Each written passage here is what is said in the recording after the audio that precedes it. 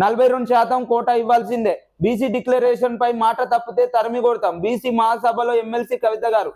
మీరు కామారెడ్డిలో BC declaration ఇవ్వడం జరిగింది ఎలక్షన్ల ముందు. మేము బీసీల పక్షపాతం కాంగ్రెస్ పార్టీ, ఆ రోజున్న బీఆర్ఎస్ పార్టీ బీసీలను విస్మరించిందని ఎలక్షన్ల ముందు గప్పలు కొట్టిన కాంగ్రెస్ పార్టీ ఇప్పుడు మాట తప్పడం జరుగుతుంది. అంటే ఎలక్షన్ల ముందు మీరు ప్రభుత్వానికి రావడానికి బీసీలను వాడుకొని ఇప్పుడు బీసీలకు సరైన 42% కోటా ఇవ్వలేరు. ఇంకా పూర్తి స్థాయిలో సంవత్సరంన్నర దాటినా కూడా ఇంకెప్పుడు మీరు ఇచ్చేది?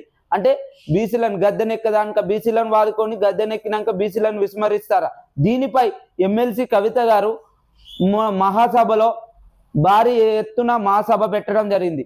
దానిలో కాంగ్రెస్ పార్టీకి మీరు కనుక బీసీల డిక్లరేషన్ పూర్తి స్థాయిలో అమలు చేయకపోతే ప్రభుత్వంపై ఎక్కడికైనా వస్తాం, బీసీల పక్షాన కొట్లాడతామని అనడం జరుగుతుంది.